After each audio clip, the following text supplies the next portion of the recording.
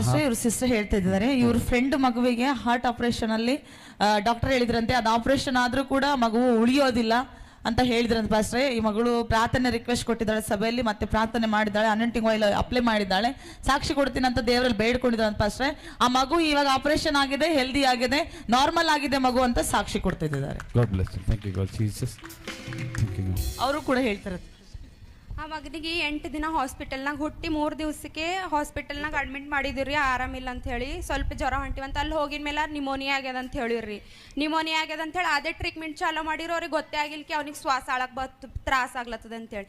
ಮತ್ತು blood test ಮತ್ತು heart test ಮಾಡಿದ್ಮೇಲೆ ಅವ್ರಿಗೆ ಗೊತ್ತಾಗ್ತಿ ಅವ್ನಿಗೆ ಶ್ವಾಸ ಆಳಕ್ಕೆ ಬರಲು ಹೋಗ್ಯದ, ಇದು ಆಪ್ರೇಷನ್ ಮಾಡ್ಬೇಕತ್ತದ. ಆಪ್ರೇಷನ್ ಮಾಡಿದ್ರು ಭೀ ಉಳಿತಾನೋ ಇಲ್ಲೋ ಗೊತ್ತಿಲ್ಲ, ಇಲ್ಲ ಆಗಲ್ಲ ಗುಲ್ಬರ್ಗಕ್ಕೆ ಕೊಯ್ರಿ ಅಂತಂದ್ರು. ಗುಲ್ಬರ್ಗ ಕೊಯ್ದಿನ ಮ್ಯಾಗ ಭೀ ಅವ್ರು ಅಂದರು ಇಲ್ಲ ನಮ್ದಿಂದ ಆಗಲ್ಲ, ಬೆಂಗ್ಳೂರು ಕೊಯ್ಬೇಕತ್ತದ ಅಂತಂದ್ರು. ಬೆಂಗ್ಳೂರು ಕೊಯ್ದು 2 ದಿನ ಅಲ್ಲಿ ಇಟ್ಕೊಂಡು ಅವರು 5 ಗಂಟೆ ಟೈಮ್ ಕೊಟ್ಟಿದ್ದೀರಿ ಆಪ್ರೇಷನ್ ಆಗ್ಲಕ್ಕ.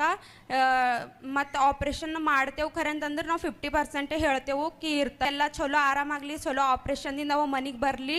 ನಾ ಎಲ್ಲಿ ಭೀ ಚರ್ಚಿಗೆ ಹೋಗ್ಲಿ ನಾನು ಸಾಕ್ಷಿ ಹೇಳ್ತಂತ ಬೇಡ್ಕೊಂಡಿದ್ದಾರೆ. ಅವನಿಗೆ ಈಗ ಆಪ್ರೇಷನ್ ಸಕ್ಸಸ್ ಆಗ್ಯದ, ಈಗ ಮನೆಗೆ ಬಂದನ, ಈಗ ಹೆಲ್ದಿಯಾಗಿ ಶ್ವಾಸ ಆಳತಾನ, ಎಲ್ಲ ಆಳತಾನ ರೀ ಸರ್.